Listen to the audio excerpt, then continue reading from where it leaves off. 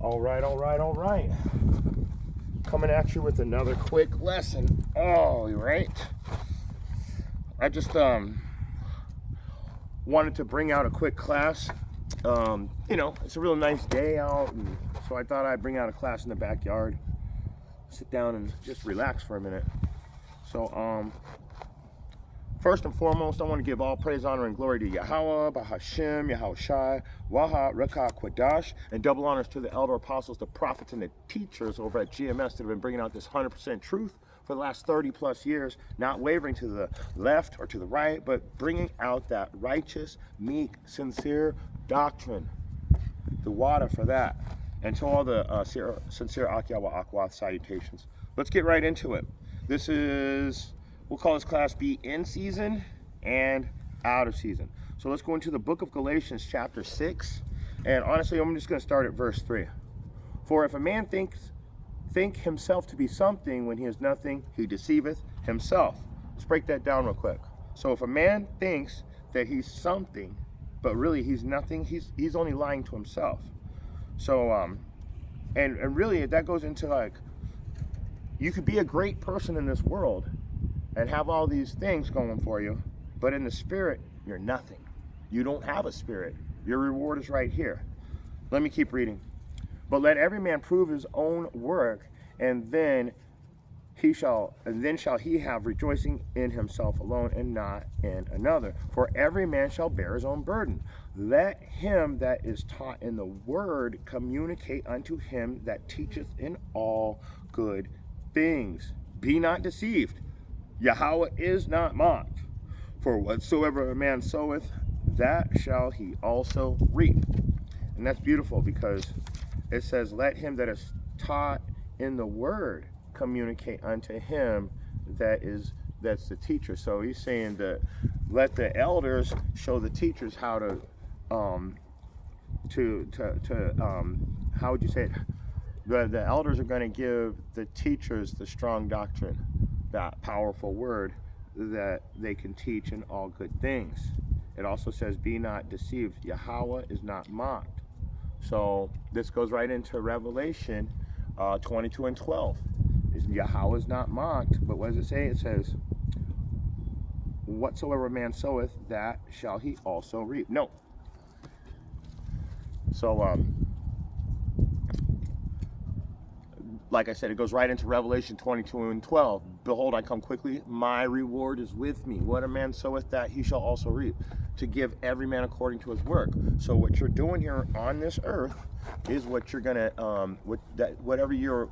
whatever kind of seeds that you're planting around this place, that's gonna be what grows for you.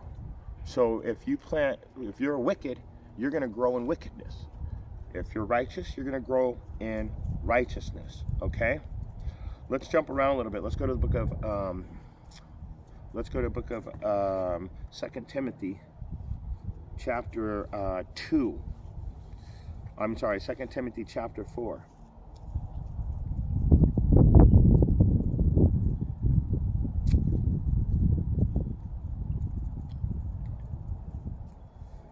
And we're just going to go right down to the point, and it's in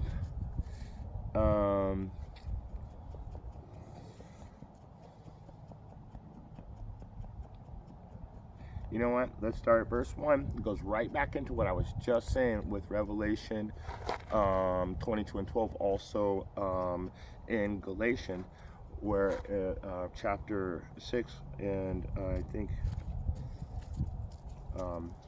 7. What a man reapeth that which he shall, that's what he'll sow.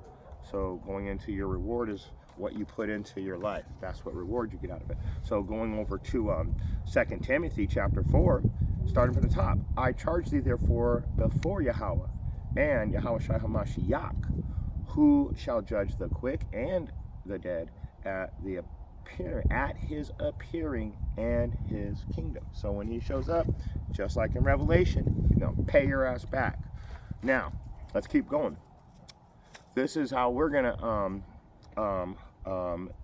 teach in all good things. It says to preach the word, be instant in season and out of season, reprove, rebuke, exhort with all long suffering and doctrine. before, and so it's telling you that to be instant in season and out of season means when I take this tunic off, if somebody has a question, I don't run back and put the tunic on, grab the tripod, hit record. No, I'm going to tell them sincerely what the word says, especially if you have a question. Man, that's what we wait for, someone to come and question this word sincerely. Anyway, let me keep going. Verse 3. For the time will come when they will not endure sound doctrine, but after their own lust they shall heap to themselves teachers that have itching ears. Oh man, I just had that definition. It's like people looking for a reason to go off, pretty much. They're searching for false doctrine that they agree with. Man, I had what? Let me get it. Hey, you guys. Bingo. No, bad dog. Go lay down. Sorry, guys.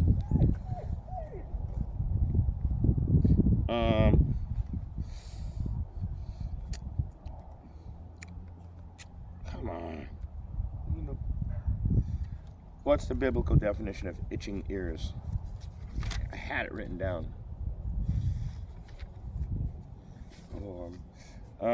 There it is. I found it. Oh, that's beautiful. It came right up. I was worried it wasn't going to do it. But it says, people who seek out messages and doctrines that support their own lifestyle and desires. What did I just tell you? Rather than adhering to the teaching of the apostles. So you got these teachers that have what? Itching ears. They heap to themselves teachers having itching ears. So what do? They go after people like Nathaniel or Alazar or Hakah or Yohanan, or you see what I'm saying, or Zabak. So if you go to any of these different camps, like you go to Sakari, it's like a gangster camp. You go to Zabak, it's like an old drug dealer camp. You go to Yohanan, it's an ex-con camp.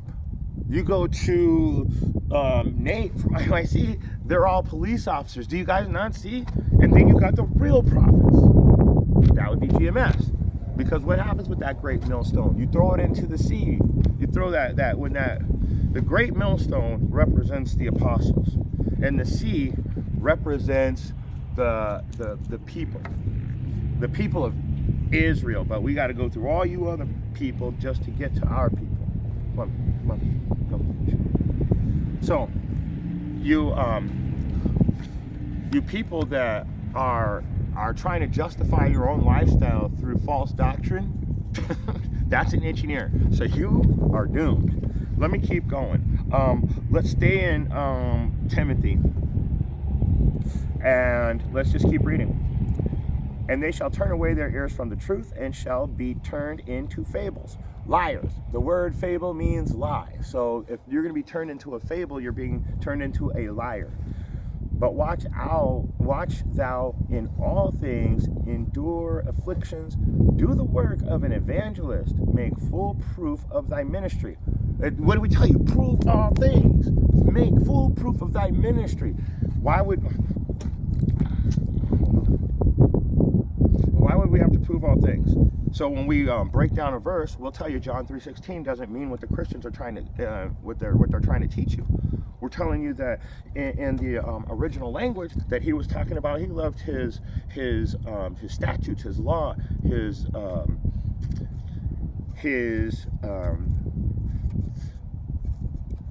commandments so much that whosoever believeth in him shall not perish but have everlasting life. But so how to prove all things?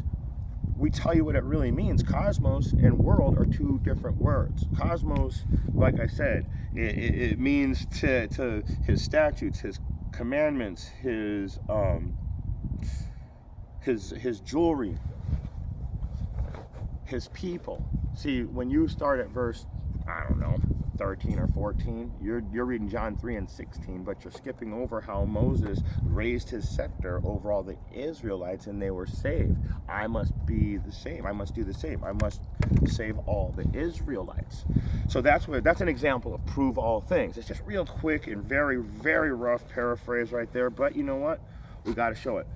So make full proof of thy ministry. So when we look up words, will tell you, no, that word doesn't mean this, it means that. Like, what does the word woe mean? Well, when you're on a horse, whoa, it means to slow down, right? No, woe means total and utter destruction. So we need to prove that. We look it up, we show you. We go into the etymology. That's what it means to prove thy ministry. Make full proof of thy ministry means to labor and the doctrine. And I'll show you where it says it in the Apocrypha. Let's get that real quick. Let's go into the book of Ecclesiasticus, which is also known as the book of Sirach, and we're going to go to the prologue. And the prologue, it literally tells you right here,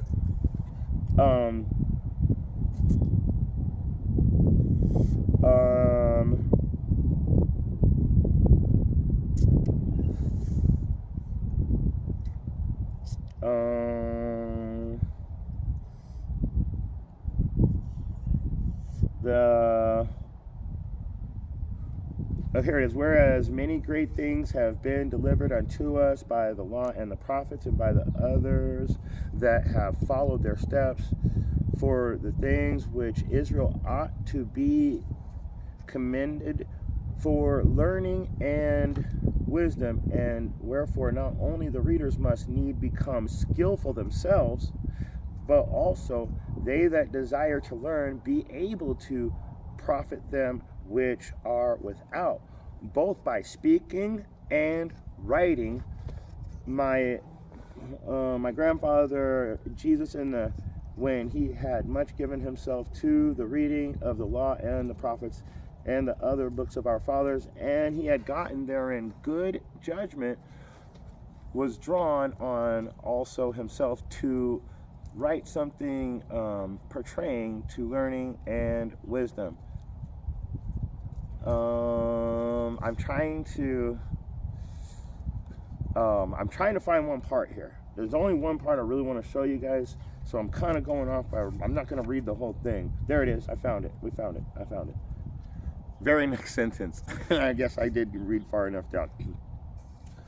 So, with much profit more in living according to the law. So, listen carefully. This is what I was looking for. Wherefore, let me entreat you to read it with favor and attention, and to pardon us, wherein we may seem to come short of some words uttered, which we have seemed to come short of some words which we have labored to interpret, for the same things uttered in Hebrew and translated into another tongue have not the same force in them.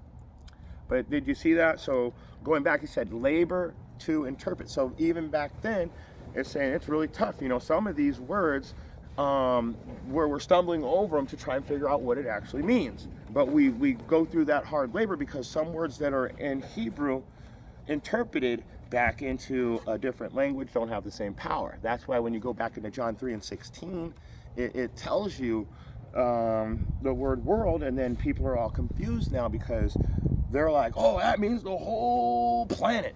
He got the whole world in his hand. But no, it's not saying that. It's saying that because they've rewritten the Bible the way they did, that now we have to labor to interpret. So where we have seemed to come short of some words which we have labored to interpret, for the same things uttered in Hebrew. See what I'm saying? So we were trying hard to make sure that when you go back over into 2 Timothy and you read verse 5 at that end, make full proof of thy ministry. So I'm proving, like I said in the beginning, that even our forefathers had to study and labor in this truth. So they also were making full proof of their ministry. And it says that some of this stuff was really hard. Luckily for them, they got to the point to get us where we are right now. Let's keep going. For I am ready to be offered, and the time of my departure is at hand. I have fought a good fight. I have finished my course. I have kept the faith. You know what? This is us right now. This is all the prophets that have righteously and sincerely brought out this 100% truth all these years. Verse 7. I have fought the good fight. I have finished my course. I have kept the faith. Verse 8, henceforth there is laid up for me a crown of righteousness, which Yahweh, the righteous judge, shall give me at that day, and not to me only, but unto all them also that have loved his appearing. Do thy diligence to come shortly unto me. So, that's beautiful right there. And you know what? Let's just jump on to verse 15. I'm sorry. Let's go to 2 Timothy 2 and 15. It's telling you everything of them. We're doing it, and how are we fighting the good fight? How are we laboring in the truth? It's really easy. It says in 2 Timothy 2 and 15, this is a go-to. Study to show thyself approved unto Yahweh, a workman needeth not be ashamed, rightly dividing the word of truth. Okay, let's go over to Proverbs. And I mean, that's self-explanatory. If you learn the doctrine and you do your due diligence and you go and look up the words and go into the etymology and research, that's studying to show yourself approved, and that is making full proof of your ministry. Let's go over to 2 Timothy chapter 2. We already did that, 2 and 15. Study to show thyself approved. Let's go to Proverbs chapter 23. And we're going to go right to the point. It's verse 26, I think. Yes, 26. My son, give me thine heart, and let thine eyes observe my ways. So, give your mind over to this truth, and then you'll be able to observe the ways of Yahweh Bahashem, Yahweh Shai. Let's go to the book of Colossians.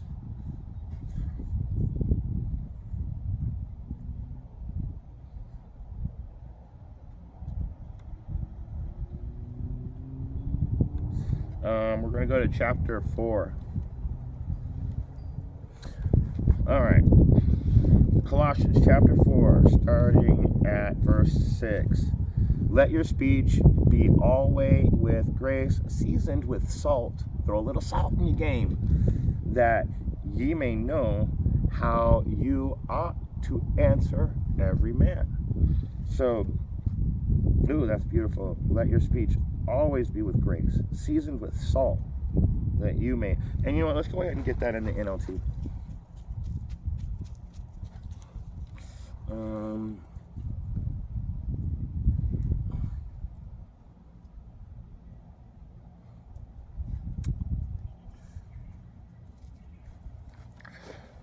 First, Colossians 4 and 6 NLT.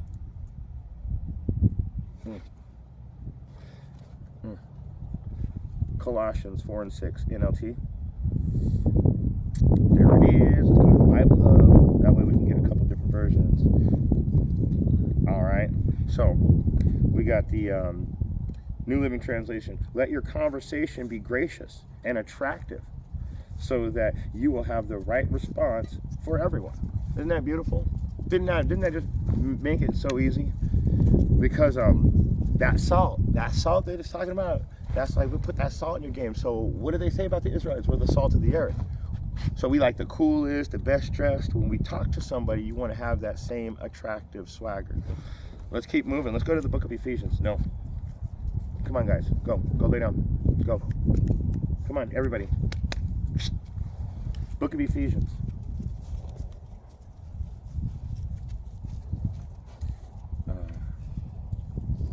Don't you start. I swear, you guys, go lay down. Go lay down.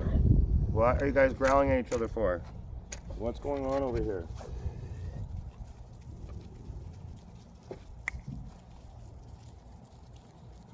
Sorry about that. Ephesians. I just wanted to do a class in my yard. Now you know I don't really do classes in the yard. But Ephesians chapter 6. Let's go down to the point. It's in verse 21. And but that ye also, let's start at 20. For I am an ambassador in bonds, that therein I may speak boldly as I ought to speak. But that ye also may know my affairs and how I do. Tychus, I forgot how to say this. Tychicus, a beloved brother and faithful master in Yahweh, shall make known to you all things, whom I have sent unto you for the same purpose, that ye might know our affairs, and that he might comfort your hearts, be to comfort your minds. So he's saying that it's saying in the ancient times that he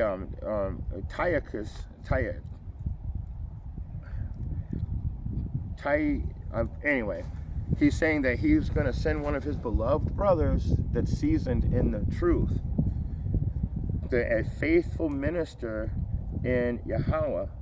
And what is he going to do? He's going to teach him all the things that he knows. How do I know? Because he says, shall make known to you all things. Okay? Whom I have sent unto you for the same purpose, that ye might know our affairs. What are our affairs? This doctrine, this book, that's our affair. So we want you to know what we're into, so we can all stay in that like-minded, be those like-minded people. Verse 22, whom I am sent to you for the purpose that ye might know our affairs, and that he might comfort your hearts. So our minds. So you shall know the truth, and the truth shall make you free. It's that simple. Let's get it. You shall know the truth, and the truth shall make you free. Bible Hub. And let's go New Living Translation. And you will know the truth, and the truth will set you free. King James Version. And ye shall know the truth, and the truth shall make you free. So what are you being freed from? Well, that goes into Revelation.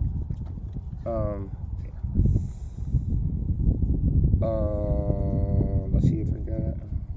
Revelation 18 and 3. Revelation 18 and 3. So this is what you're going to be freed from. For all nations have drunk of the wine of the wrath of her fornication, and the kings of the earth have committed fornication with her, and the merchants of the earth has waxed rich through the abundance of her delicacies. So it's the beast system, that lifestyle that they've taught you, where you have Christmas and Easter and Caucasian Caesar Borgia portraying himself as the Holy Savior. That's what it's talking about. That's the drunk from the wine of her fornication. The lifestyle, the way the government runs everything. And you can look at the other nations, you can tell that they're trying to do the same thing right now. They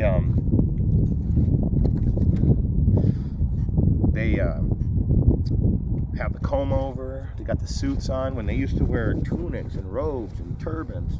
All that stuff's gone now. Even the Russians dress different. I mean, they are the Edomites, but everybody is taken to this beast system lifestyle. So let's read 4. Let's read 4, because now it comes into Tychicus. I think it's Tychicus, because this goes back into Tychicus, because he's going to make us known in all things, which will make our hearts, it'll soothe our hearts. So let's get it. And I heard another voice from heaven saying, come out of her, my people, that you be not partakers of her sin, and that you receive not of her plagues. So let's go back over to Ephesians, and it says right here, this is Tychicus, a beloved brother and faithful minister in the Lord, shall make known to you all things, whom I have sent unto you for the same purpose, that you might know our affairs, and that he might comfort your hearts. Come out of her, my people, you shall know the truth, and the truth shall make you free. So for us in this day and age, that's exactly what it is. We have to come out of the beast system. We have to come out of this lifestyle. These guys were already in a righteous state of mind, and they were getting ready to be further brought into the righteousness of the truth. I got a couple more verses. Let's go to Luke chapter, I'm pretty sure, let's get it.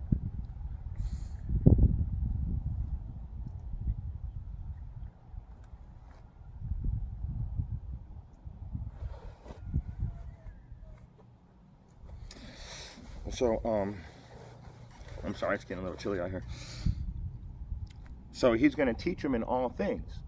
And what are they going to do? It said that you may know our affairs. So what's their affairs? Their affairs are to what? Luke 14 and 23. This is their affairs. This is what they're going to, this is why they're teaching. And this is why he's sending Tychicus, the beloved brother, a minister and a great minister in the Lord. It's for Luke 14 and 23. And the Lord said unto the servant, go out into the highways and the hedges and compel the people to come in, that my house may be filled. So, and I'm definitely saying his name wrong. I apologize for that. But he's saying, I'm going to send Tychicus, and he's going to make you known in all of our affairs. So Tychicus is going to teach them to go out into the highways and the hedges to help compel the people to come in. That's simple. Let's go to the let's stay in the book of Luke. Let's go to chapter 19.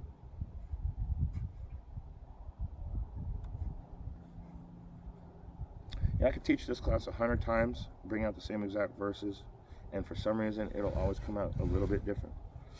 All right, this is Luke 19 and 47.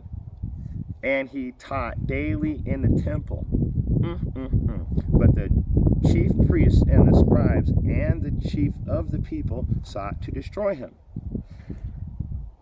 Isn't that crazy? So that's us right now. So we're going to be out here in these highways and these hedges. We're going to be compelling the people. And guess what they're going to do? They're going to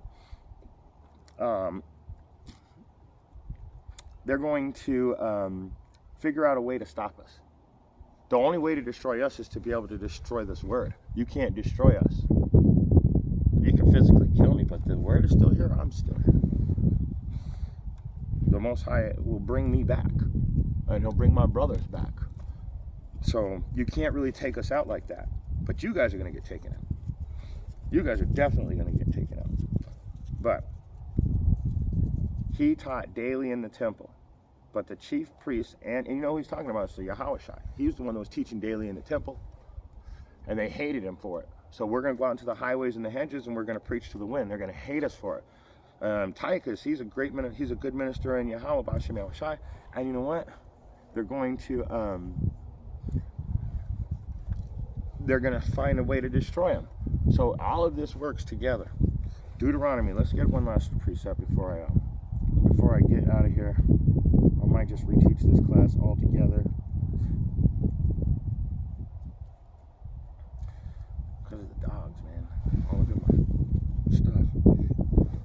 Deuteronomy chapter 28 and verse 11.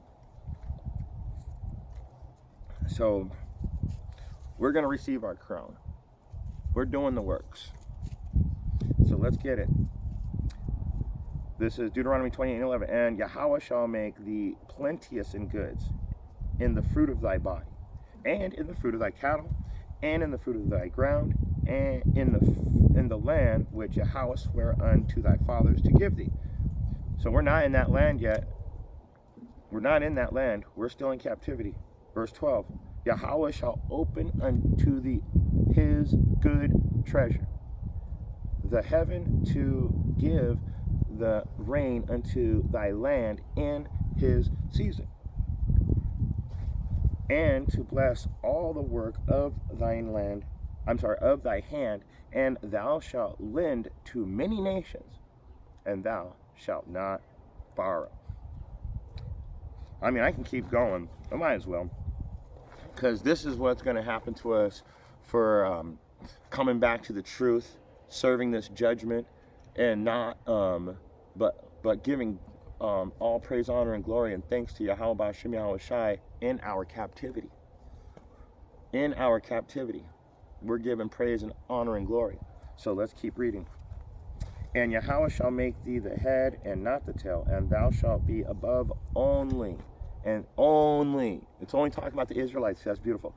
And thou shalt not be beneath, if thou hearken unto the commandments of Yahweh B'Shem Yahushai, our power, which I command thee this day to observe and to do them.